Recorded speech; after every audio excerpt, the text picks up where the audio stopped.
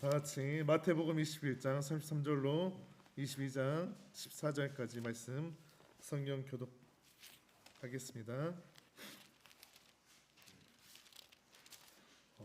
마태복음 21장 33절로 22장 14절 말씀입니다. 신약성경 36페이지에 있습니다. 다 찾으셨으면 저랑 한 절씩 교독하겠습니다. 다른 한 비유를 들으라. 한 집 주인이 포도원을 만들어 산울타리로 두르고 거기에 집 짜는 틀을 만들고 망대를 짓고 농부들에게 새로 주고 타국에 갔더니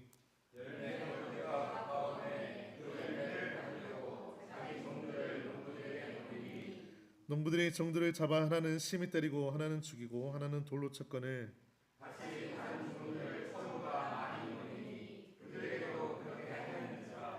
후에 자기 아들을 보내며 이르되 그들이 내 아들은 존대하리라 하였더니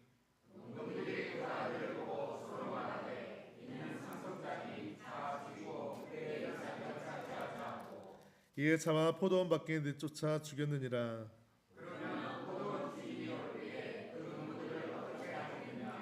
그들이 말하되 그 악한 자들은 진멸하고 포도원은 제때 열매를 바칠 만한 다른 농부들에게 새로 줄지니라.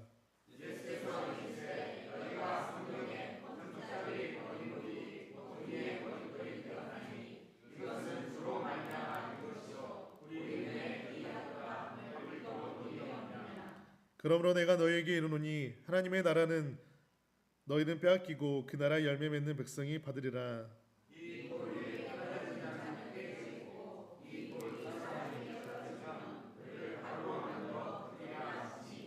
대제사장들과 바리새인들이 예수의 비유를 듣고 자기들을 가리켜 말씀하신 줄 알고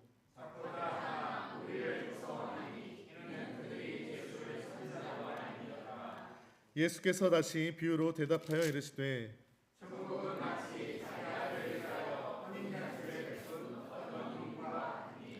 그 종들을 보내어 그 청한 사람들을 혼인잔치에 오라 하였더니 오기를 싫어하였거늘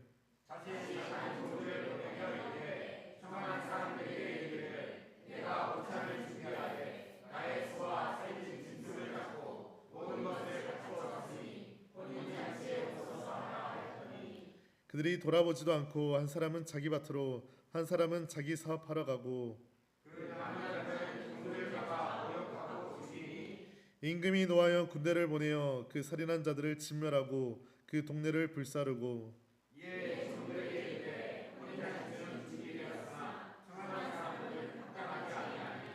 내 거리 길에 가서 사람을 만난 대로 혼인잔치에 청하여 오라 한데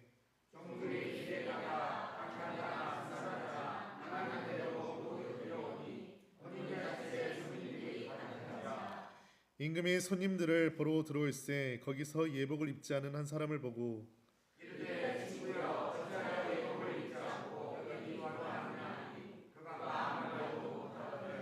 임금이 사환들에게 말하되 그 손발을 묶어 바깥 어두운 데에 내던지라. 거기서 슬피 울며 이를 갈게 되리라 하니라.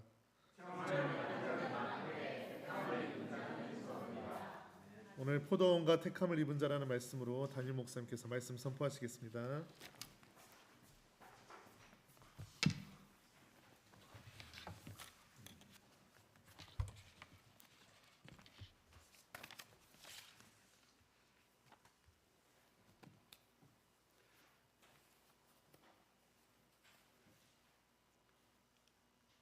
아버지 하나님,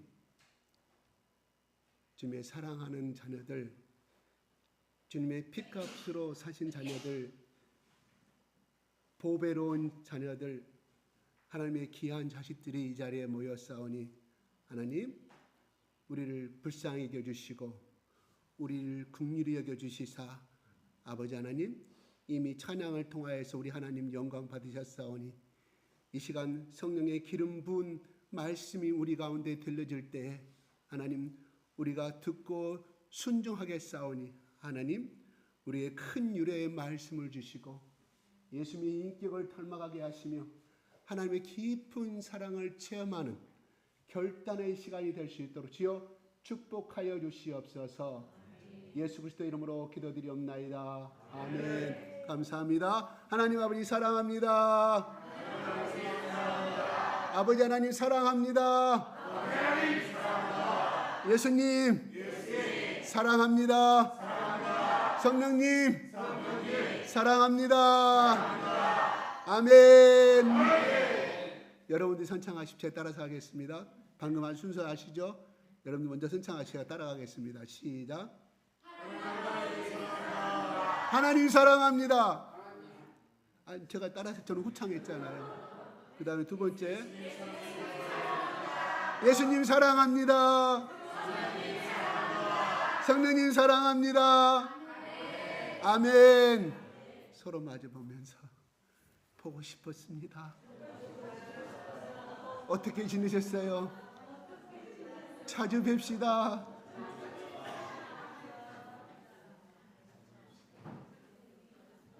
사실 맞잖아요. 자주 뵙는 건 맞아요. 왜? 우리 친척들보다 자주 뵙잖아요. 자기 식구들 아닌 빼고 나면 그랬죠. 자주 뵙는 것은 맞아요. 그죠?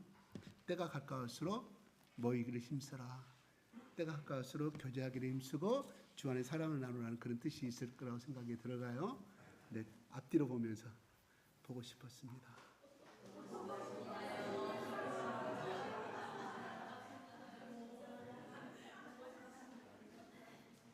네, 그래 이럴 때 또 웃는 거잖아요. 돈 달란 말 안 해요. 웃지 않아요. 여러분 이 시간 우리 찬양인들을 통해서 찬양가 됐는데 제가 밖에서 들어봤어요. 들려요. 근데 지금까지 한 번도 민원이 들어온 적이 없어요. 하나님의 보호하심이라고 생각이 들어갑니다. 네. 나는 우리 교회가 볼수록 마음에 들어요. 예전에 제가 어릴 때 중학교 때 언덕 위에 하얀 집이라는 그런 노래 비슷한 노래가 팝송이 있었어요. 우리 형님이 하도 듣다 보니 제가 어릴 중학교 때 같이 듣다 보니까 가끔 그 노래 좀 치고는 참 좋아요. 우리나라 한국 가수가 번역했던 노래도 있는데 그 레코드 판 지배가 그림이 이렇게 푸른 들판인데 하얀 집으로 된 교회 같은 그런 집. 우리 교회 갖고 그런 거 애국에서 미국에서 보는 큰 넓은 들에 언덕 위에 있는 십자가 있고 하얀 그 나무로 지은 옛날 개척 시대 때 미국에 지금 우리 교회가 꼭 그런 형태가 항상 저는 생각이 들어서 저희가 그때 중학교 때 추억과 이게 매칭이 돼서 그런지 저는 우리 교회가 참 마음에 들어요. 여러분 어떠실지 모르겠어요. 저는 그래요. 저는 제가 가끔 그러잖아요. 우리 아들은 농촌 시골 들어가다가 농촌 시골 가다가 새똥냄새 나는 코를 막고 가지만 나는 그 냄새가 너무 좋아. 어릴 때 할머니 집 자주 놀러 가서 맡았던 그 냄새거든요. 논두렁 냄새. 이것은 시골에서만 자란 사람의 특권이요. 아마 고향인 줄로 압니다. 저에게는 그런 것이 있어요. 네. 볼까요? 오늘 포도원 비유를 제가 잠깐 주제로 하고 이러면 은혜를 나누고자 합니다. 여기 보면 예수님이 그 앞에 첫째 아들과 둘째 아들의 비유를 들어가면서 그 다음에 두 번째 비유를 또 들어갑니다. 그래서 첫 번째 포도원 비유는 글자 그대로 해석하면 예수님 비유를 들어서 말씀하는 거예요.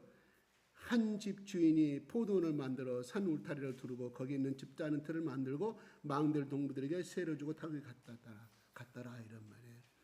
글자 그대로 해석하면 포도원을 만들어서 그걸만 끝난 것이 아니라 울타리를 치워서 왜냐하면 다른 짐승들이 와서 따간다가 사람이 와서 도둑질 갈까봐 그렇게 만들. 그것도 부족해서 높은 망대를 세워서 도둑이 들어온가, 짐승이 들어온가, 멧돼지가 들어온가 안 들어온가 따먹는 가운데에서 다 안전히 갖춘 다음에 쉽게 말해서 세를 줬어요. 우리 같으면 이쪽 말로 끌세, 더 표준 말로 하면 올세, 더 저기는 전세는 아니에요. 그저 다시 찾는 거니까 이렇게 세를 줬습니다.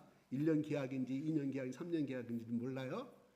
그 당시에 팔레스타인 지방에 돈 많은 로마인이라든가 돈 많은 유태인이라든가 기타 타국인들이라 또 본국인 사람들 중에 돈이 많으면 이런 땅을 사가지고 포도원을 지어서 완벽히 준 다음에 자기가 믿을 만한 농부하고 계약을 했다고 그래요. 그 비유를 가지고 예수님이 그 당시의 풍습과 그 당시 흘러가는 전통을 통해서 예수님이 말씀하시는 거예요.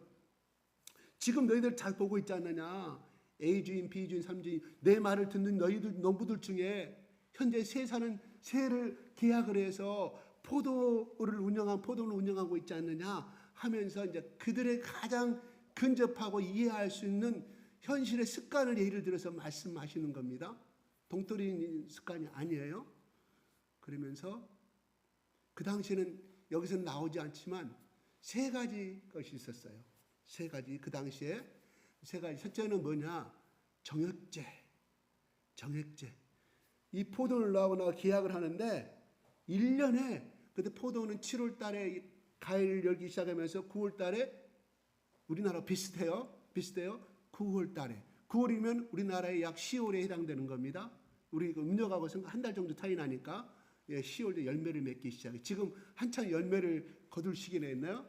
그러면은 거기서 나오는 정액제는 여러분 잘 아시죠? 무조건 옛날 우리 논 한마지기에서 한마지가 200평이죠. 5가마 주세요. 나머지 당신이 7가마를 먹든 10가마를 수확하든가 나머지 당신 것이고 1년에 5가마 주세요. 포도 있겠죠. 그 다음에 이것은 5kg였다고 가정하면 100kg다 가정하면 100kg에 대한 그때 시세가 있을 돈이 있을 거 아니에요. 그 돈을 받아가는 이런 제도가 있었고요. 그 다음에 비율제가 있었어요. 비율제. 총 여기 포도에서 1000kg가 나왔다. 그러면 당신가 나가 5대5를 갖자. 당신은 500kg 갖고 나 500kg는 돈을 달라. 이런 거예요. 그 다음에 세 번째는 무조건 비율제. 비율제 뭐냐면 이것도 좀 말이 비슷한데 그냥 이제 5대5면 좋은데 그 다음에 이제 9대1 이렇게 이제 그렇게 주인이 이렇게 악독한 주인들은 그렇게 뭐 했다고 그래 불특량하게. 제가 예전에 말했죠. 영조 시대 때까지 제가 8대1이라고 그랬잖아요. 초장록이 20%, 그 다음에 주인이 80%. 그래서 또 다시 제가 반복하지만 그게 2-3달 먹으면 수학기 끝나고 추수기 끝나고 2-3달 먹으면 먹을 것이 없잖아요. 그러면 누구한테 가요? 거기 이방 마을에 좀 뭐 갖고 있는 사람 가져가면 고리대금이었잖아요. 그러니까 소의 주주들은 소의 농사짓는 우리의 그 서민들은 계속해서 악순환이 되풀이될 수밖에 없는 그런 구조였다는 것이 우리나라의 슬픈 역사예요. 조선시대만 그랬을까요? 조선시대 정확하게 기록해놨기 때문에 나왔지. 그게 어느 날 갑자기 나온 건 아닐 거 아니에요. 고려시대 때, 셔신라, 백제시대 쭉 흘러온 것이었지. 조선시대 때가 이렇게 포악한 토지제도와 양반들에 대한 전 국토의 20%가 10%가 90%를 국토를 소유하는 그러한 것일 때 조선시대는 망할 수밖에 없었다. 그렇기 때문에 우리보다 더 많이 배우고 우리보다 더 많은 지식인들의 일본들의 문화를 받아들여야 했다. 그렇기 때문에 미개한 민족이었기 때문에 이게 식민지 사관이에요. 근데 그 설득력이 있고 그걸 주장하는 사람들이 많지 않아요. 참으로 안타까운 겁니다. 심지어는 오늘 본문과 관계가 없지만 그 강제로 끌려갔던 사람들, 특히 여자분들 자원에 돈 벌러 갔다고 이렇게 이야기를 해요. 다 속아서 갔잖아요. 일본에 가서 공장에 취직시켰는데 그렇게 가문이설로 데리고 가서 강제로 그렇게 데리고 가잖아요. 어떻게 그 당시에 유교가 살아있고 유교 제도가 살아있는 상태에서 그렇게 스스로 자기 딸을 보내는 사람들이 어디가 있겠어? 말도 안 되는 소리를. 우리 지식인들 사이에 그 서울의 무슨 대 교수 이번에 무죄 받았더라고요. 대법원 4년 동안에. 정말 안타까운 현실입니다. 그런 것에 우리가 속아 넘어가면 안 돼요.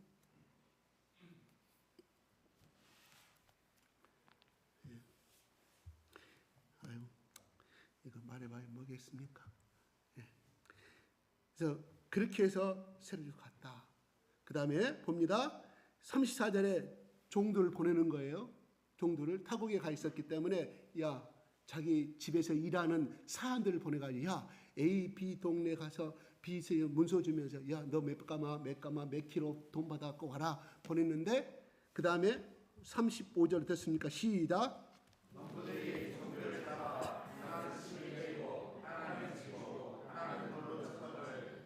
네, 종들을 잡아 하나는 심히 때리고 하나는 죽이고 하나는 돌로 쳤거늘. 이게 동시에 세 명을 동시에 종으로 종들을 보낸 것인지 아니면 차근차근 보내는 것 잘 모르겠습니다. 그자 그대로만 해석할게요. 그래서 종들을 잡아서 하나는 심히 때리고, 농부들이죠. 농부들이 종들을 잡아가지고 심히 때리고 하나는 죽이고 하나는 돌로 쳐 죽였거늘. 우리가 이것을 생각하면 뭐가 나옵니까? 구약을 배경으로 해서 나오는 말이. 그 다음 넘어갈까요? 30절 시작.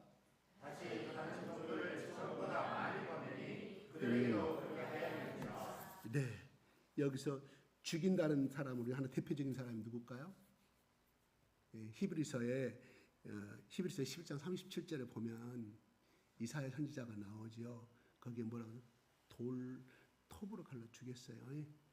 회개하라고 이스라엘 왕에게 우상 숭배하지 마라고 그랬을 때 이사야를 죽이는 사건이. 그래서 구약을 예수님의 역사를 다 알고 있기 때문에 그들에게, 누구에게 지금 이 말씀을 하고 있습니까? 서기관과 랍비들에게 이야기하는 거예요.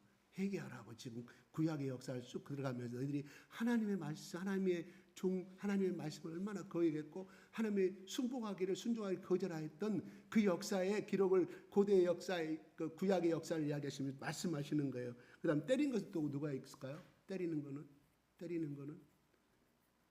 거기는 보면 스가랴서에 아마 24장, 역대하사 24장 26절로 보지 마세요. 그걸 갖고 보면 스가랴서를 돌로 쳤잖아요. 회개하라. 하나님이 회개하라. 돌아오지 않으면 너희들은 종으로 노예로 팔려갈 것이다고. 그래서 스가랴 선지자를 돌로 쳐 죽이지는 않고 때리는 장면이 나오게 됩니다. 그래서 여러 가지 사건들 쭉 이야기하는 말을 보면 되게 됩니다. 그런 강을 이야기하는 거예요. 그 다음에 그리고 결과적으로 이 말은 뭐냐면 너희 이스라엘 백성들은 결과적으로 하나님의 신정의 정치를 하나님이 원했어요. 그렇지만 그때 사무엘 시대 때 와서 말하잖아요. 우리는 더 이상 왕들이 싫다. 신정의 정치가 싫다. 그냥 다른 나라를 점쳐 저 블레셋 군사처럼 그들을 통해 왕을 세워서 하면 강력한 군가가 되지 않느냐. 겉으로 드러난 것이지만 하나님이 아시잖아요. 사무엘아, 슬퍼하지 마라. 슬퍼하지 마라. 네가 왕정과 신정을 가지고 내 말을 대언해서 지금 하고 있는데 그들이 너 앞에 와서 당신도 늙었고 당신의 두 아들은 비리비리하지 않느냐. 당신이 쓰기 전에 엘리의 제사장들은 어떤 사람이냐. 엘리 제사장도 힘이 하나도 없고 두 아들 그렇게 정말 극악 패도한 일을 하고 비인류적이고 그 다음에 하나님 앞에 버림받은 생활을 했을 때 비참하게 죽고 같은 그 상황 하나님 버리지 않느냐. 이것은 무엇을 의미하느냐. 더 이상 하나님이 신정의 정치를 싫어하는 거 아니냐. 그러니 우리가 저 블레셋 이방군처럼 왕을 세워서 강력한 군사력을 가지고 국방력을 가지고 이 나라를 지키자. 말은 참 맞는 말이 논리적으로 맞습니다. 반드시 인간과 인간의 사이에서는 인간의 논리가 돼야만이 성립이 되는 거예요. 사무엘이 슬퍼하고 하나님 앞에 통곡하면서 울 때 하나님의 음성이 들립니다. 사무엘아, 슬퍼하지 마라. 너한테 반항한 것이 아니다. 그들은 나의 말씀을 청종하지 아니하고 지기들 마음대로 살겠다. 자기 나라를 세워서 자기들 방식대로 살겠다. 그 속에는 나를 거절하고 나를 불순종하는 것을 바탕을 깔고 있는 것이다. 교만한 민족이다. 하나님이 그들이 요구한 대로 들어주라고 말하는 거예요. 그래서 제가 그때 사무엘 말씀을 공부하고 있잖아요. 그렇죠? 그 기도를 누가 들어줬어요? 하나님이 들어주셨어요. 여러분, 하나님이 뜻 안에서 주는 기도도 허락해 주는 기도가 있지만 인간은 저걸 들어주지 아니하면 저거는 어쩔 수 없이 도저히 건질 수 없는 사람이 될 것 같아서 하나님이 어쩔 수 없이 들어주는 기도도 있다. 그런데 후자의 기도는 결국 멸망의 길로 간다. 여러분, 기도했다고 해서 응답받은 거 다 좋은 거 아닙니다. 분별하셔야 됩니다. 이것이 내 생각이냐 하나님의 생각이냐. 내가 예수했다면 이 기도를 내가 했을 것인가, 이런 요구의 기도를 했을 것인가 하면 판정이 나요. 굳이 말씀을 여러분 다 알고 있잖아요. 예수의 말씀, 여러분 다 어떻게 보면 랍비아 세계관은 아니지만 성경에 어느 정도 학자의 수준은 다 올라와 있어요. 아시잖아요. 내가 예수라면 지금 네 자리에 예수님이 계신다면 어떠한 기도를 했을 것인가? 나처럼 이러한 기도를 할 것인가? 아니면 이것을 내가 판단할 것인가? 예수라면 이런 건 다 이미 여러분의 왜? 여러분의 마음은 지성소이기 때문에 다 판결 나와요.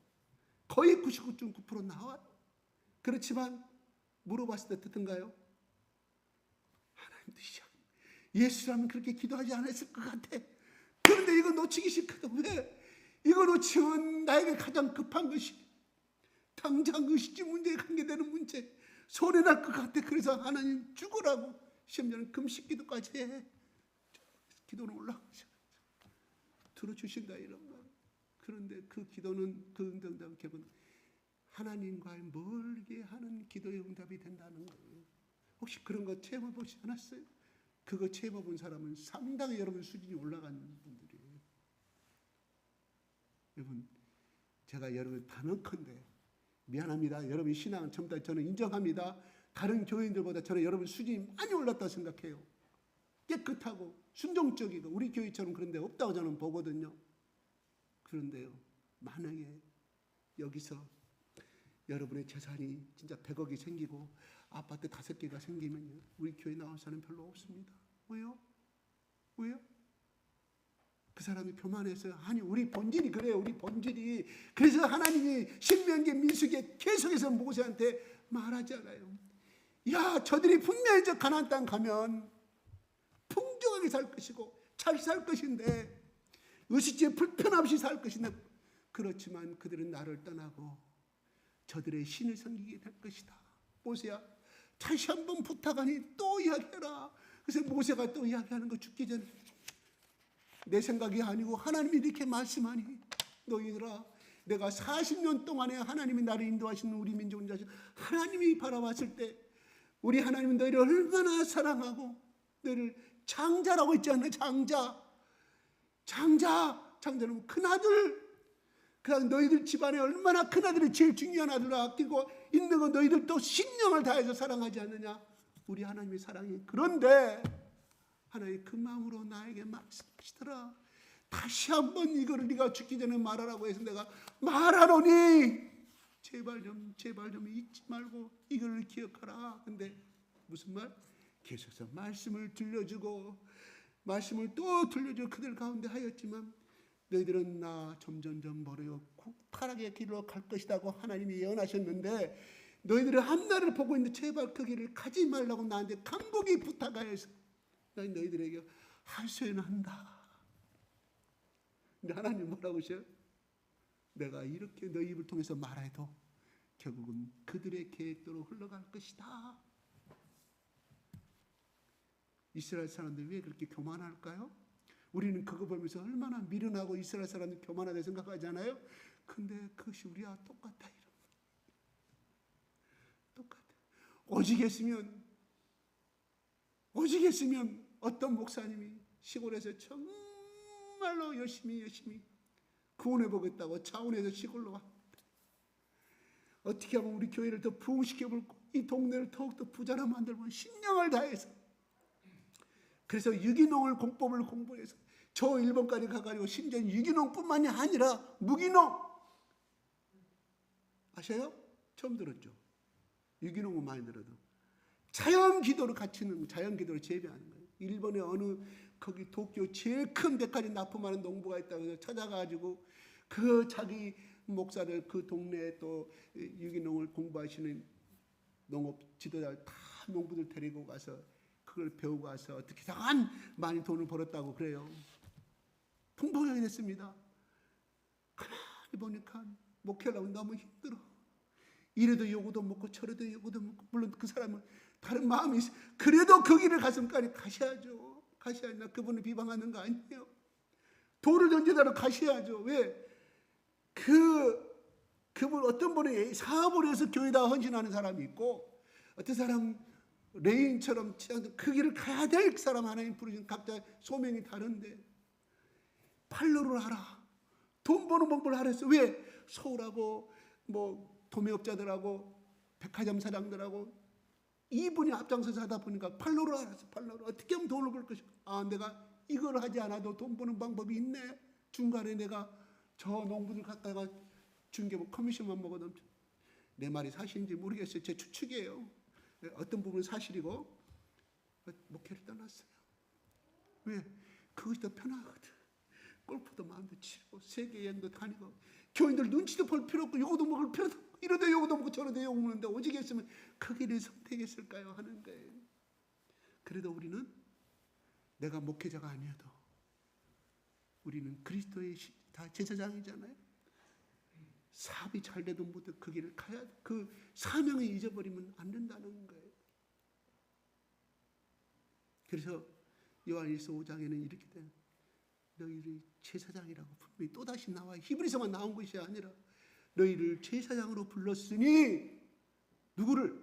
그 당시에 요한일서가 쓴 대사나달 뿐만 아니라 그 당시에 모든 초대교회 신자들 향해서 쓰는 말이 누가? 요한이 성령에 충만하여서 성령의 감동에 의해서 쓴 편지라 이런 말이에요. 누가 그랬을까요? 쓰기는 요한이 썼지만 하나님의 성령이 그렇게 인정하신 거라. 우리를 부르신 것은 이걸 잊어버리면 안 됩니다. 내가 저 비천한 가운데 있다 할지라도 내가 어떤 직업을 선택할지라도 직분만 다를 뿐이지 직분만 다를 뿐이지 소명은 다 똑같다 이런 말이에요. 아, 저거는 목사가 할 일이고 저건 장로가 할 일이고 저거는 권사가 할 일이고 나는 직분도 없으니 나는 그것이 하나님 부르신 목적은 우리를 이 땅의 제사장 나라. 오늘 이 말씀 그대로 결론은 그래서 끝나요. 제사장 이걸 절대 잊어버리시면 안 돼요. 제사장 어떤 사람이에요? 이스라엘 백성과 하나님과 중보 역할을 했던 다리 역할을 하던 화평의 사도예요. 평화의 사도예요. 그리고 백성들을 죄를 짊어지고 기도하는 사람이에요. 그리고 또 어떤 문제를 왔을 때 한나하고 상담하던 거 아니겠습니까? 엘리 제사장이. 너는 어찌하여 대낮부터 술 먹고 이야기하느냐? 어떻게? 축복하시오. 네 기도대로 네가 무슨 기도를 했는가는 모르겠는데 네 기도대로 이루어지리라고 선포했을 때 그대로 이루어지잖아요. 우리는 우리 집안의 제사장입니다. 단순한 아버지와 남편이 아니고 단순한 아내가 아닙니다. 자식들한테 믿음의 선포를 하십시오. 네가 이러지만 하나님이 너를 절대로 너는 꼴이 되지 않냐고 머리가 될 것이다. 실망하지 마라. 네가 현재는 바닥을 기고 있지만 하나님이 네가 지금까지 쏟은 기도와 네 하나님의 열성이 얼마인데 하나님이 너를 축복하실 것이다. 선포하십시오. 이게 제사장의 축복이었습니다. 지난 일주일 동안 여러분 얼마나 제사장의 마음을 가지고 살아왔습니까? 그 말씀을 내 것으로 받으시기 바랍니다. 히브리서 그 말씀을 그냥 한다는 것이 아니라 지식으로 끝나는 것이 아니라 생각은 아무 능력이 없어요. 그것을 믿음으로 변화됐을 때 여자야 혈육한 여인한테 네 믿음이 너를 구원하였느니라. 너를 병든 그 삶에서 인생을 네 망칠 수밖에 없었는데 이제는 새로운 여자요. 이제는 새로운 신부요. 아내로서의 새로운 얘기를 인게 될 수 있는 축복의 인생의 길로 가셨다고 그 속에는 포함하고 있다. 예수님이 선포하셨어요. 우리도 그런 고난이 있다니까요. 다만 그런 무기가 있고 축복권이 있는데 우리는 축복하지 않아요. 왜요? 자꾸 그냥 나는 집사니까 이 하나 생활이는 그렇지 않아요. 끝나버리게 그렇다는 거예요. 선포하십시오. 내가 비록 아프고 있어요. 제사장인데 내가 아픈데요. 그래도 하나님은 아버지를 그 가정의 머리로 주셨거든요. 이게 교회의 질서요, 가정의 질서입니다. 선포하십시오.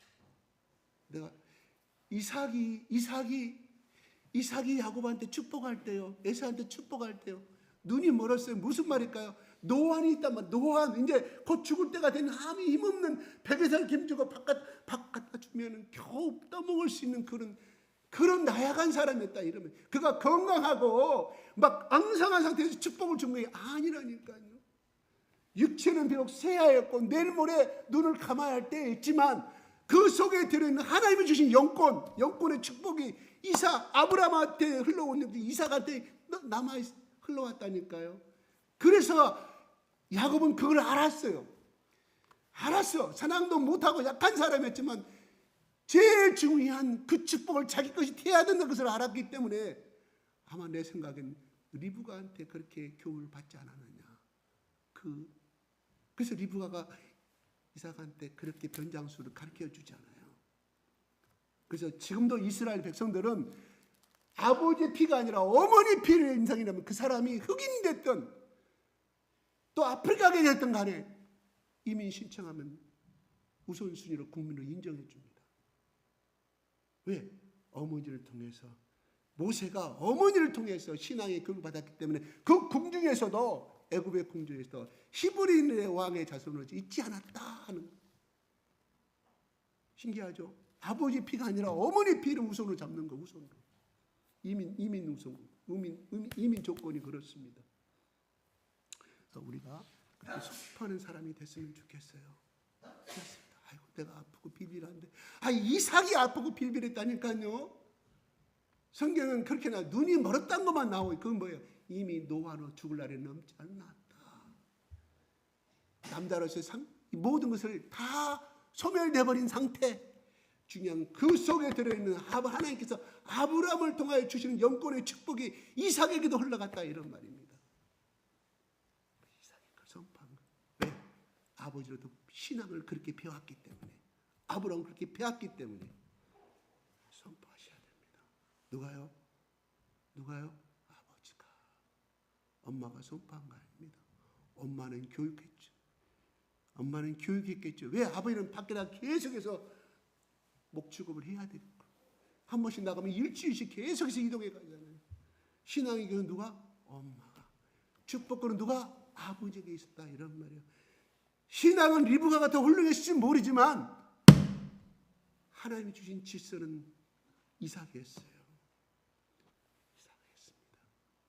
그래서 바로 그 야곱이 바로 그 이름이 이스라엘이 돼가지고 오늘날 전 강대를 저렇게 전 세계를 휘무르는 국가가 되는 것을 보지 않습니까? 아이고 내 신앙이 이런데 아니 실망하지 마십시다. 여러분 축복은 못치도 저주하지 마십시다. 그러나 오늘 이 말씀에서 이삭 그래 내가 예수를 믿는 나야. 여러분 아브라함의 축복은요 너를 축복하면 너에게 복을 하고 너를 저주하면 저주를 내린다고. 그 말은 무엇을 말해? 결국은 그 아브라함은 예수 그리스도를 상징하는 것이거든요. 예수 그리스도의 사실은. 그래서 우리는 예수 그리스도의 복을 가지고 있어요. 그렇죠? 내가 신앙이 개떡 같지만 그래도 내가 주일날 잘 지키지도 못하지만 적어도 내 속에 예수 그리스도의 모퉁이 돌의 기본의 지식이 있다고 하면 믿음이 있다고 하면 자식들한테 선포하세요. 저놈의 자식은 항상 잘하더라. 너는 언제나 말들래 그런 말 하지 마시고 야 아들아 야 딸아 현재는 네가 그렇지만 하나님 너를 엄청난 자녀로 변화시키시고 너를 꼴이 되지 아니하시고 머리 되게 하는 자녀로 나는 변화시키고 너한테 나는 믿는다. 나는 네가 잘 될 것을 믿는다. 지금은 네가 꼴등이지만 학교에서 꼴등이 사회 꼴등이 될 수가 없다. 어떤 신학교 교수님 그 이야기 합니다. 학교에서 공부 진짜로 잘해서 오래 장학생 학교 자금 다 주고 그 개척교회를 나갔다 보니까 아이고 빵점이 들어요. 그런데 학교 다닐 때 신대원 다닐 때 성적은 개떡 같았지만 목회는 제일 잘하더라고요. 공부와 실질적인 사회적으로는 틀리더라고. 본인이 저한테 고백한 거예요. 실망하지 마십시다. 네가 꼴등이지만 하나님 너에게 주신 은사가 있을 것이다. 나는 널 절대 실망하지. 왜? 내가 너를 뱃속에서부터 내가 너를 얼마나 기도했는데 중간에 예수 믿은 사람은 내가 예수 믿을 때부터 내가 너를 위해서 얼마나 기도했는데 잘 될 것이다. 선포하십시오. 특히 뱃속에서부터 기도한 사람은 얼마나 잘 될까요? 생각해 보세요. 너는 가끔 그런 생각을 해. 우리 엄마가 빨리 예수 믿어가지고 뱃속에 나를 기도했어요. 내가 이런 고생을 좀 더 덜하고 좀 더 잘 됐을 것은 가끔 그런 생각을 해봐요. 그렇게 말해봐요. 문 필요 있어요? 단 하나님이 때가 되니까 내가 노태에서 아니든 모태오에서 예수 믿든 간에 그건 하나님의 주관이거든요. 하나님 마음이 하나님 마음. 왜 하나님 우리 엄마 뱃속에 있다 예수 믿게 하시지? 하나님 마음이라니까요. 무슨 말? 너 줄라면 줄고 그것이 아니라 하나님의 뜻이 있다. 하나님의 고귀한 뜻이 그들은 늦으면 늦은 대로 하나님께 그걸 키워가신 뜻이 있다. 이런 말입니다. 현재 그거를 우리 마귀는 끊임없이 우리 생각 속에 틈틈이 현재 그것 가지고 현재 그것만 바라보고 이야기해요. 아니요. 우리를 어떻게 해요? 잘 되고 네가 길을 가든 잠을 자도 넘어져도 우리 강석 우리 안 나왔네. 차가 와서 지쳐버렸잖아요. 보험으로 몽땅 하나님 복 주시잖아요. 법을 이용한 거 아닙니다. 정당한 법의 질서에서 자기가 당한 것인데 하나님이 치료비보다 더 많이 복을 줘. 그는 가지고 본인이 고민 많다니까 그러죠. 제가 말하잖아요. 여러분 헌금 얼마나 저는 절대 안 본다고. 몰라요. 물어보세요. 제가 한 번이라도 물어봤는지 여기 담당하고 있는 사람들한테. 왜냐하면 제가 그거는 하나님의 고난을 침범한다 생각이 절대 그건 안 해요. 인간의 마음은 그렇거든요. 보이는 것에 치중하거든요. 절대 나 누가 지금 여러분들 현금 얼마나 낸지를 몰라요. 저는. 근데 강세 집사가 나한테 그런 거면 이거를 인도네시아 선교사, 인디아 선교사라고 인디아에 보내달라고 그래서 그대로 보냈습니다. 150인가? 제 기억은 그렇습니다. 150만 원. 내 속에서는 그랬었어요. 그러지 말고 우리 교회 지금 빚졌는데 그는 먼저 이제 나가서 갚았어. 온 거 갚았으면 좋겠다. 내 마음은 그런데 본인이 그런데 일치 안 해서 본인의 의견들 그대로 오케이 아마 그렇게 보낸 걸로 알고 있습니다. 예. 그래요 봐요. 넘어져도 복을 받잖아요. 넘어져도 하나님은 예, 그런 것이니까 우리 절망하지 마십시다. 예, 가겠습니다. 그다음에 또 36조도 마찬가지예요. 계속 종을 보내는 거예요. 예, 하나님의 사랑을 말하는 거예요. 자기가 보내준 뭐 종을 주겠다는 자기에 대한 뭐예요? 고난에 대한 대항이잖아요. 나 같으면 곧바로 쫓아와서 경찰 대동해서 수사 의뢰해서 그런 본때를 보여주고 당장 징역사게 알고 손해배상 청구하고 곧바로 다른 농부하고 계약을 하겠죠. 근데 하나님은 그러잖아요. 계속해서 이거 하나님 사랑을 말하는 거죠. 그 사랑 결정체가 어떻게 났습니까? 37절 시작.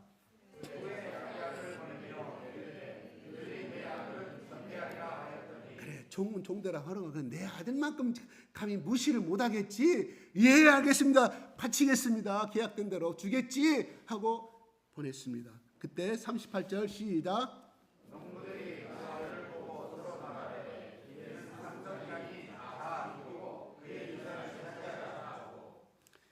그러니까 지금까지 종들을 죽인 이유가 뭘까요? 저 결론 자기들의 마음이 나오는 거예요. 다 죽이고 우리가 다 유산을 차지하려 이 땅을 내 것으로 만들려 이 포도원을 우리가 제사하지 말고 그들의 뭐에 탐욕이 들어있고 두 번째는 불순종이 들어있고 세 번째는 주인의 타치를 받지 않고 자기 마음대로 살고자 하는 이 세 가지 욕심을 깔고 있다 이런 말이에요. 자, 하와가 그거를 먹었을 때 먹지 말라고 하는 이유는 마귀가 속삭입니다. 하나님과 똑같이 될까 해서 먹지 말라고 하는 그거를 먹고 하와 아담에게 줍니다. 똑같이 아담도 그러한 마음을 가지고 먹었다는 뜻이죠. 뿐만아니라 이것은 하나님과 같아진다면 하나님의 순종을 통치를 거부한다는 말이에요. 하나님과 같아진다면 너와 나하고 똑같은데 능력이 똑같은데 왜 내가 네 말을 들어야 되느냐 하는 거예요. 그것이 깔려져 있다 이런 말입니다. 하나님의 통치를 받지 않겠다. 더 이상 나는 나의 인생이 있는데 왜 태어나면 죽을 때까지 당신 말을 들어야 되냐. 나도 능력이 있는데 그 속이 깔아져 있다 이런 말입니다. 이 말은 뭐냐. 이 속에도 똑같습니다. 너나 나는 똑같은 사람인데 왜 나는 죽을 때까지 너 세를 바치고 살아야 되느냐. 난 네 말을 듣지 않겠다. 너가 똑같이 나는 인생을 살고 싶다. 거절하는 말이에요. 말일까요?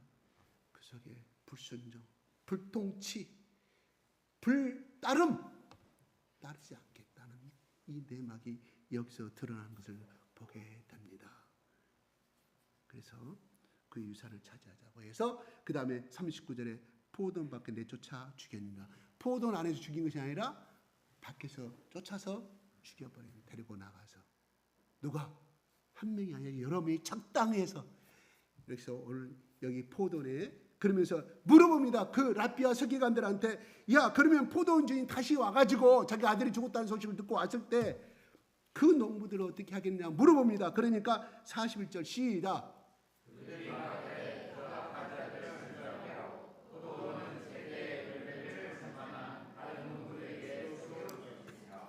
답변 말하죠. 당연히 약한 자들을 처벌하고 다 죽여버리고 다른 계약자들하고 다시금 이야기하겠죠. 계약을 맺겠죠. 제때의 열매를 받지만 다른 농부들에게 충성되고 순종적인 그런 농부들 우리 이쪽 한국말에 착실한 사람하고 계약을 하겠죠. 이렇게 말했을 때 예수께서 그 말씀을 듣고 42절에 말합니다. 시작.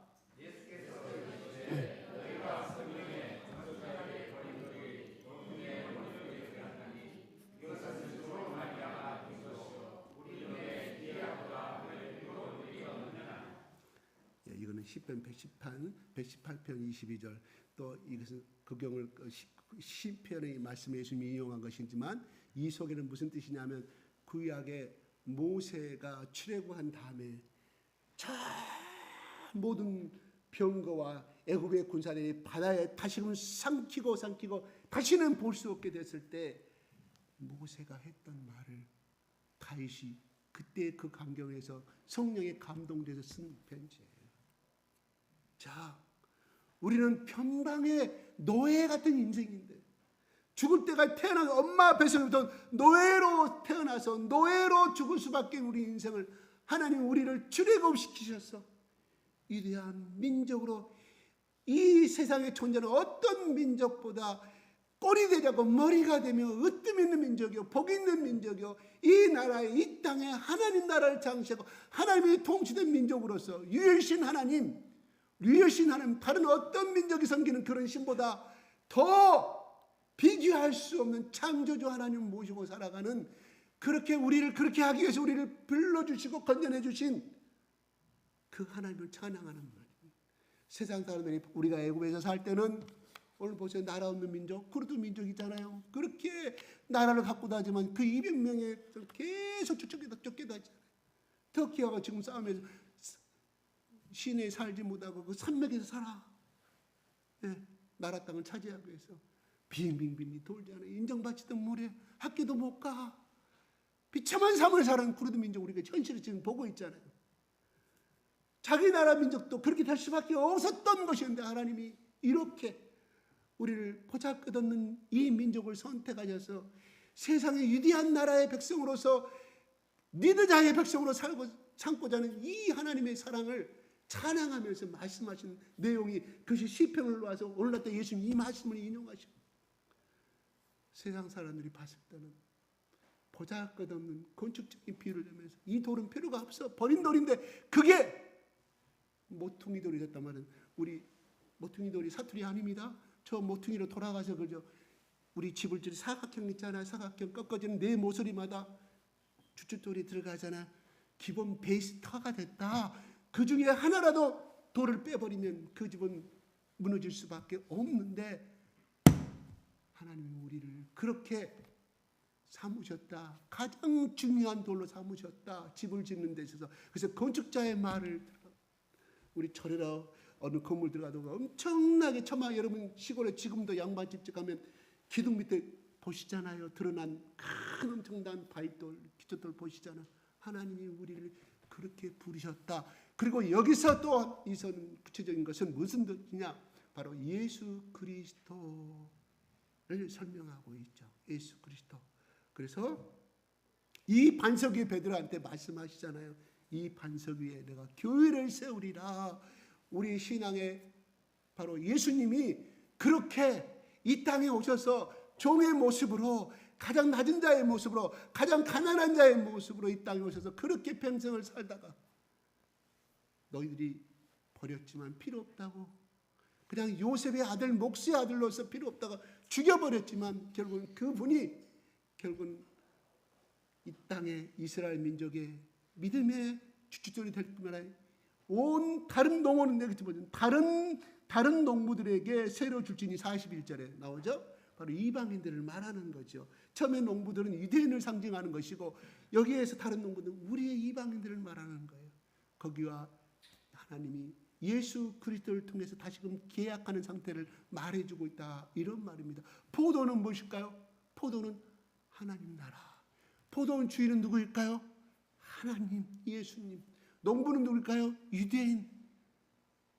또 오늘날 우리가 되겠죠. 그렇죠? 그건 비적인 말이에요.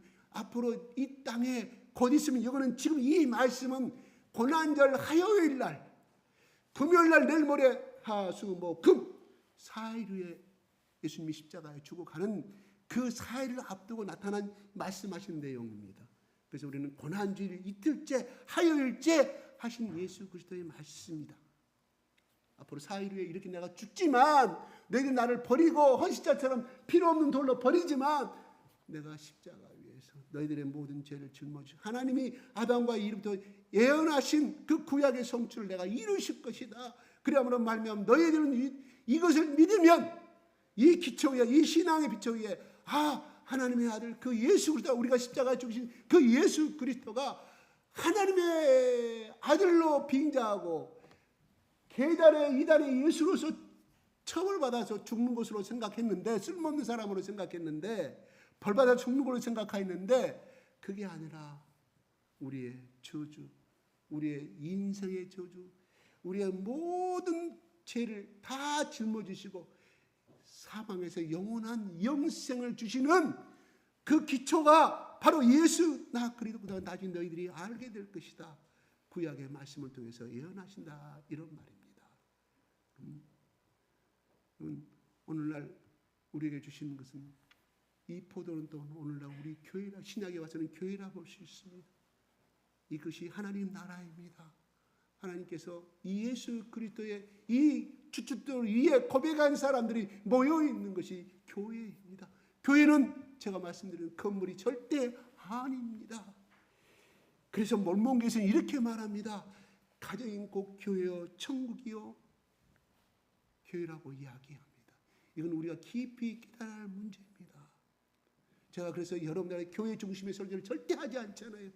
가정에서 교회가 이루어져야 한다는 것입니다. 가정에서 하나님 나라가 이루어져야 합니다. 포도는 무슨 걸까요? 많은 열매를 맺는 거예요. 포도 열매에서 그걸 가지고 팔아서, 포도도 맛있는 걸 먹이면서 그걸 팔아서 맛있는 과일과 맛있는 옷을 사서 행복하게 사는 곳, 그 터전님의 포도원입니다.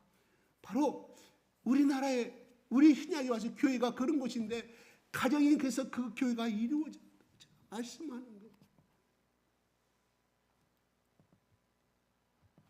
다른 교인들하고 이야기하면 제가 이 말이 안 통합니다. 얼마나 교회 중심이야. 물론 좋죠. 교회 나와서 막 봉사하는 거 더 많이 중심으로 전도하고 뭐 해서 원래는 그렇게 가야 합니다. 근데 그것이 너무 앞서버리면 나중에 불협화음이 있더라, 이거예요. 가정에서 교회를 이루어 주시기 바랍니다. 제가 어제 누구를 만나 같이 기도하게 됐는데, 내가 형제를 위해서 무슨 기도를 해드릴까요? 그랬더니 자기 부부가 부산에서 학원을 하는데 자기는 끊어드는데 학원이 잘 안 돼요. 그것도 기도 좀 부탁합니다. 제가 그 기도를 들었을 때 됐을까요? 그냥 했을까요? 심령을 다해서 했습니다. 고맙다고 합니다. 그래서 내가 경험한 세계를 이야기해 줬거든요. 학원에 학업 시작하기 전에 반드시 첫 출근하면 부인하고 손을 잡고 기도하십시오. 예배를 드리십시오. 야곱이 도망가다가 베델에서 돌담을 쌓는 하나님께 예배하는 거예요. 그 예배는 무슨 찬송가 부르는 그 예배가 아니라 내가 하나님 앞에 순종하겠습니다. 하나님의 말씀을 내가 청종하겠습니다. 하나님 뜻대로 내가 살아가겠습니다는 것이 그것이 예배입니다. 야곱은 자기 중심적으로 했지만 하나님 그 약속을 들어주지 않는, 만약에 거기서 예배하지 않고 소원하지 않았다면 하나님이 그 약속을 흩어버렸을 것이다. 천사의 그 사건을 통하여, 도망가는 그 사건을 통하여 야곱에게 그 마음을, 하나님을 굴복하는 마음, 순종하고자 하는 예배하는 마음을 주셨기에 야곱이, 그가 하나님께서 나타나신 이유가 그거다. 야곱아, 너는 어디를 가면 너와 같이 예배를 통해서 만나자. 예배를 통해서 만나자. 예배는 뭡니까? 굴복하는 것이다. 하나님의 말씀대로 내가 순종하는 것입니다. 교회에 나만 예배입니까? 물론 그런 건 공식적인 말이에요. 신학적인 말을 말씀입니다. 집에서 예배들. 내가 그 친구한테 그 이야기를 했어요. 학원 시작하는 그 교회를 그 학원에서 꼭 예배로 시작하십시오. 두 번째, 그 아이 하나가 오면 30만 원, 40만 원 생각하지 마시고 하나님이 보내신 사람으로 영접하세요. 하나님 나에게 필요하기 때문에 보내줬다고 하시면 하나님께 당신 학원을 반드시 축복하실 겁니다. 내가 선포했어요.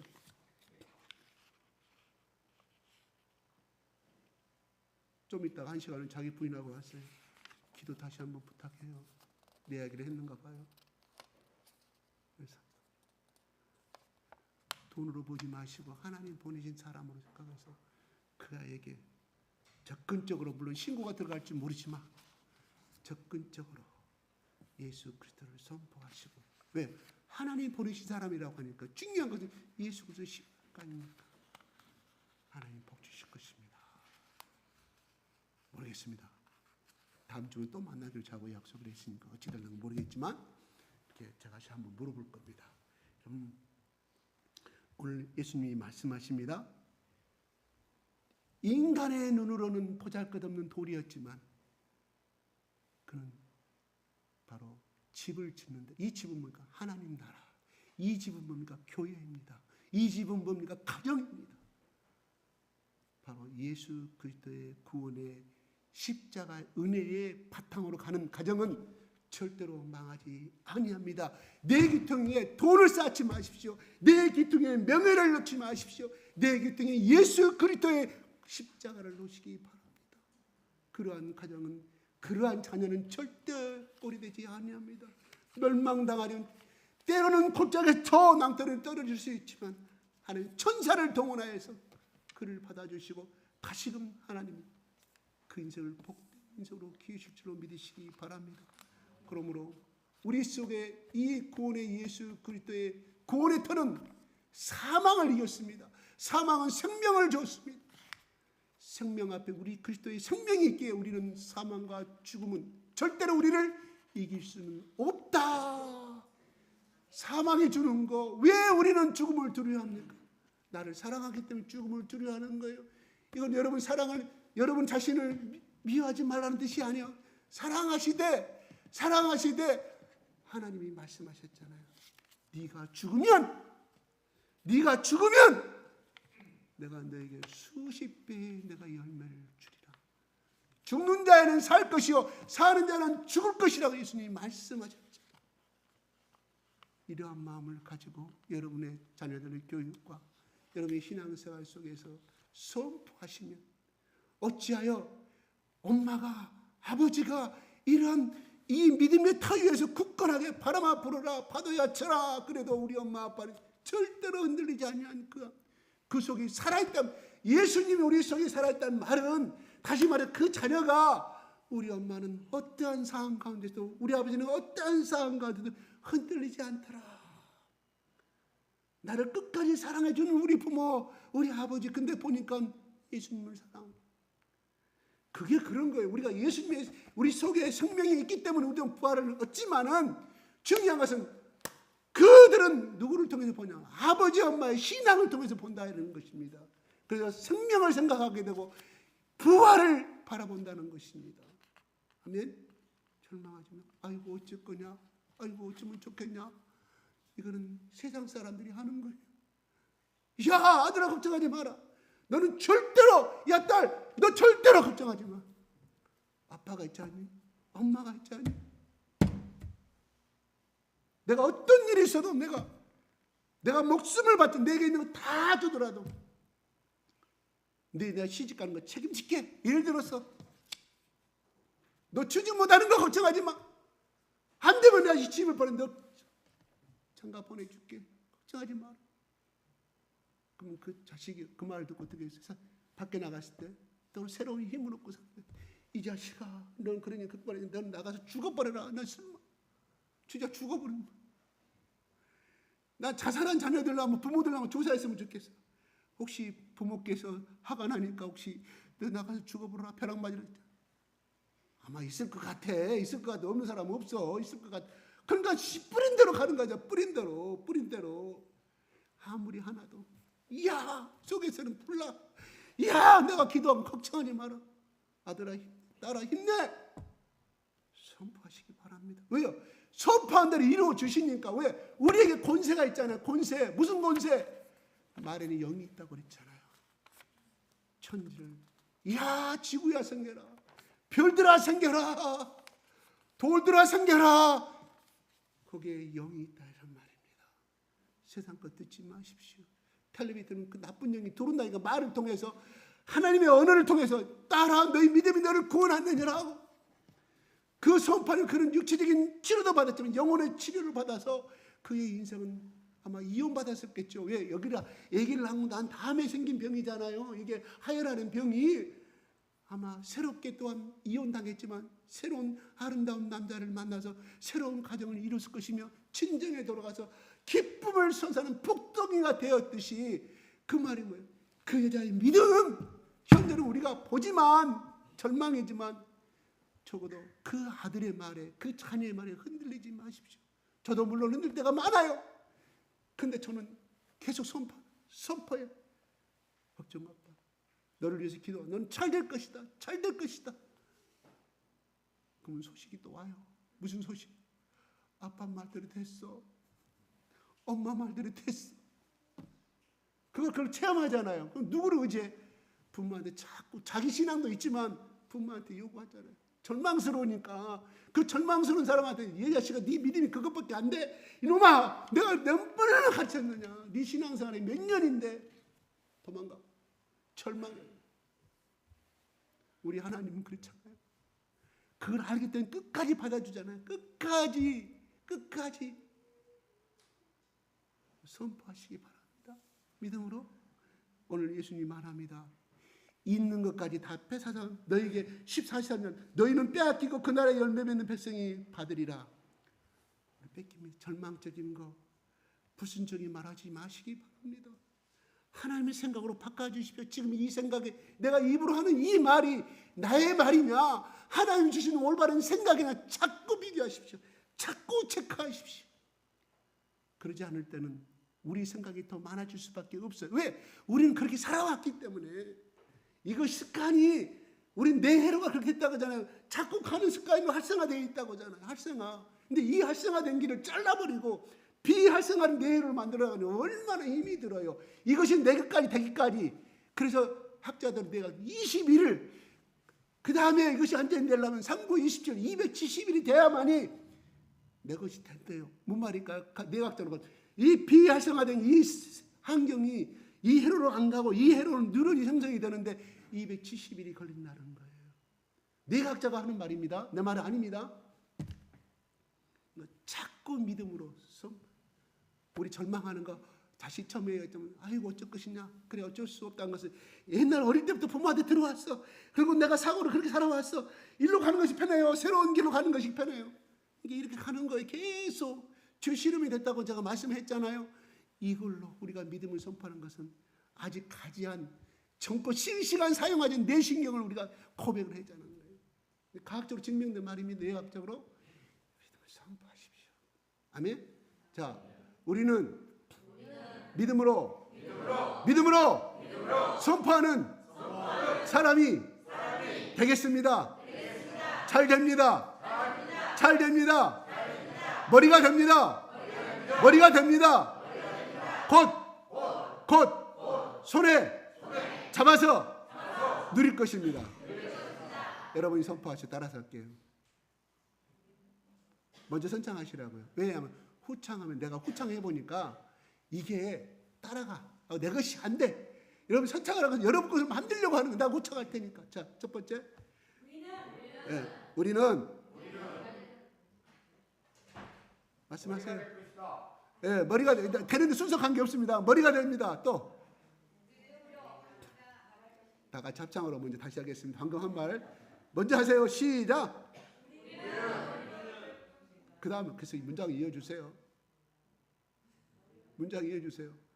우리는 머리가 될 것입니다. 먼저 하세요. 나는 머리가 될 것입니다. 아이 나가 후창이잖아. 저런 후창. 그 다음 두 번째. 네? 나는 잘 될 것이 나는 잘 될 것이 하세요.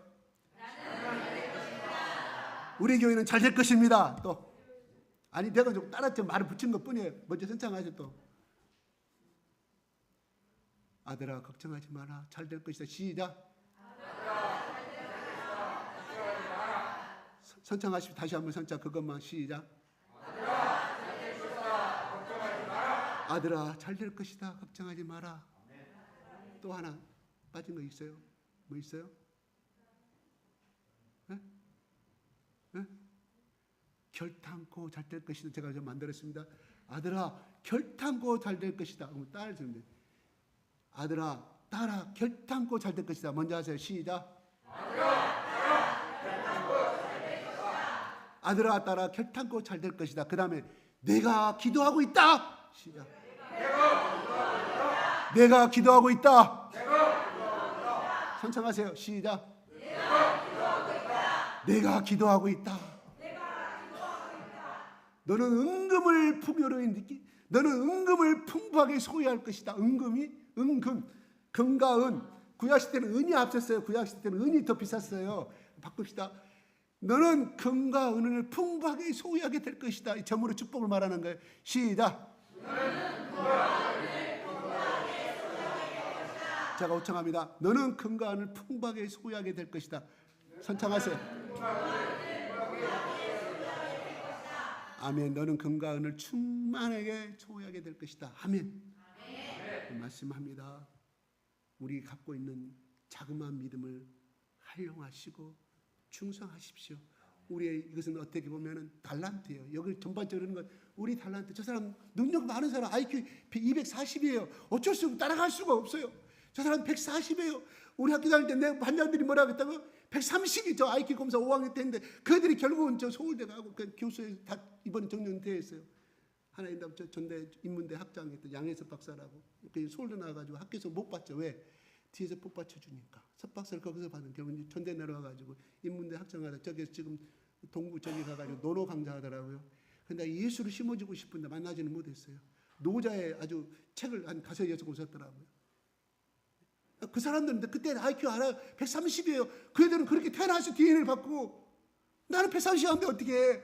똑같이 해달라고 하셔요. 그거는 하나님 엄마 현재 내가 IQ 110이다 100이다 그놈을 어떻게 하더니 그 주신 거 가지고 내가 최대한 활용할 것인가. 이게 하나님의 순종하는 자이고 충성스러운 자임을 믿으시기 바랍니다. 어떻게 해서 구조가 안 되는 세파트가 어떻게 진돗개보다 똑같지.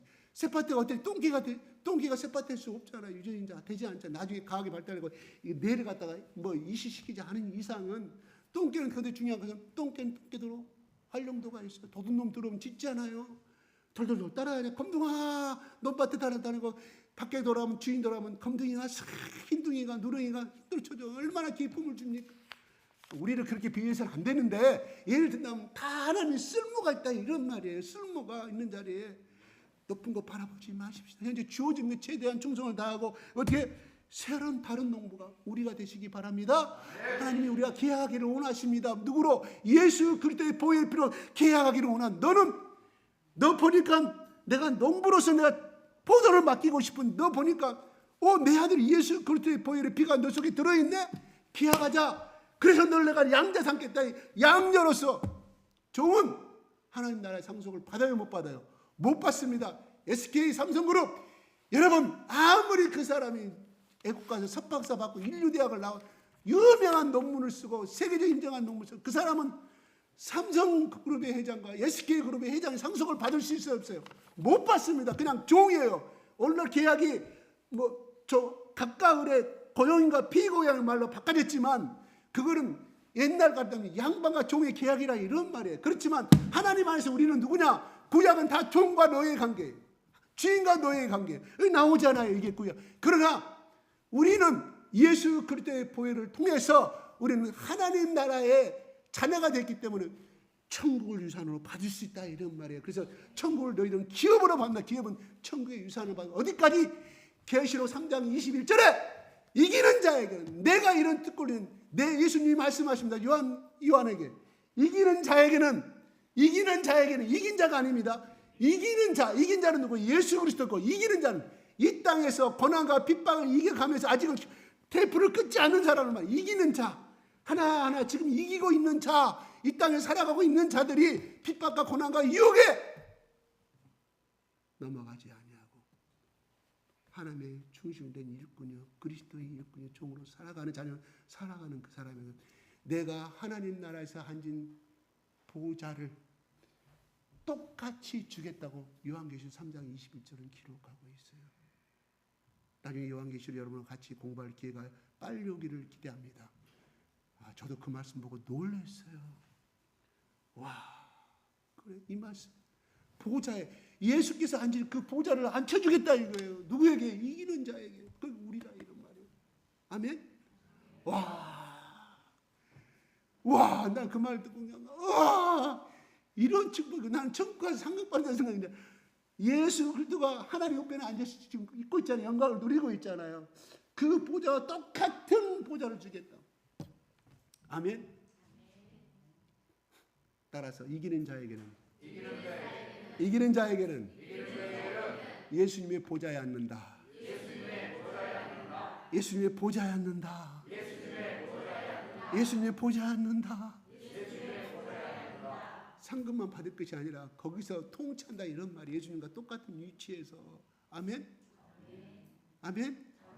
이거 한번 누려보게요. 다른 농부가 우리가 되시길 바랍니다. 하나님이 다시금 우리에게 말합니다. 에베소서에 제일 먼저 7개 중에 7개의 이름 말씀해 보실래요? 7개 교회, 7개 에베소 교회, 서마나 교회, 그 다음에 또 버가모 교회, 그 다음에 또 두아드라 교회, 그 다음에 무슨 또 사대 교회, 그 다음에 빌라델피아 교회, 그 다음에 라오디아 교회. 박수 한번 쳐주세요. 이거 써먹으려고 제가 해왔어요. 이 말씀을 일주일 전부터 이 말씀 써먹으려고. 머리 좋아서 그런 거 아닙니다. 저를 유대하게 보지 마세요. 저 평범했습니다. 이걸 꼭 해야겠다. 근데 박수 치라는 말은 안 했는데, 아니 그 생각 안 했는데 제가 그 말 좀 넣었습니다. 이틀 넣었습니다. 이거 중에서 에베소 교회한테 뭐라고 그랬어요? 예수님이 성령이 말씀하십니다. 너희들이 모든 이단과 믿음의 중심을 주고 다 내가 인정하노라. 그러나 너희 첫사랑을 잃어버렸노라. 책망합니다. 첫사랑.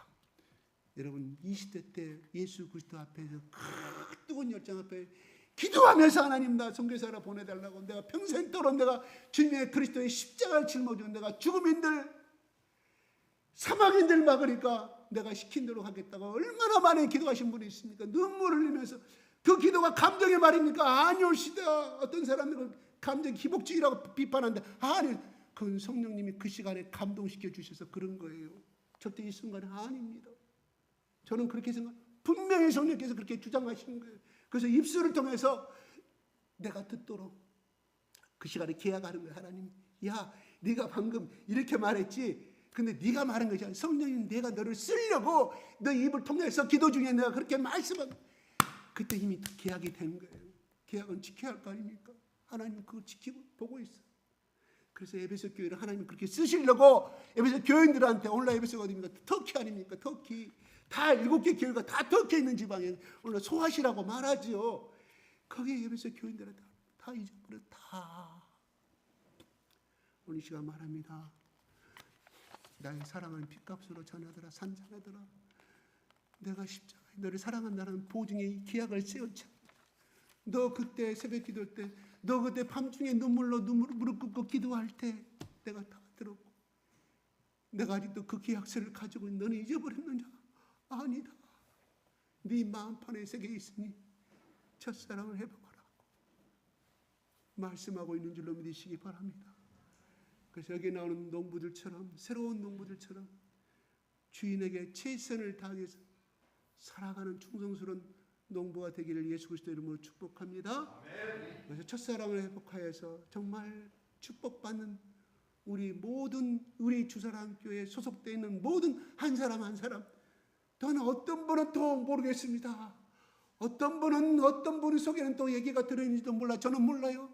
하나님이 지금 축복을 주고 있는지 몰라. 자, 그 아이부터 시작해서 오늘 여기 계시는 우리 장년부 집사들까지 한 사람 한 사람, 우리 주일학교 자녀들 모든 자녀들이 하나님 앞에 칭찬받고, 내가 언제든지 이 교회를, 이 보도를 내가 언제든지 너에게 내가 주리라는 그 음성을 듣는 하나님의 귀한 일꾼 될 수 있기를, 다 될 수 있기를 예수 그리스도 이름으로 축복합니다. 잠깐 우리 한국말로 3분간 기도하겠습니다. 그 다음에 방언 좀 할게요.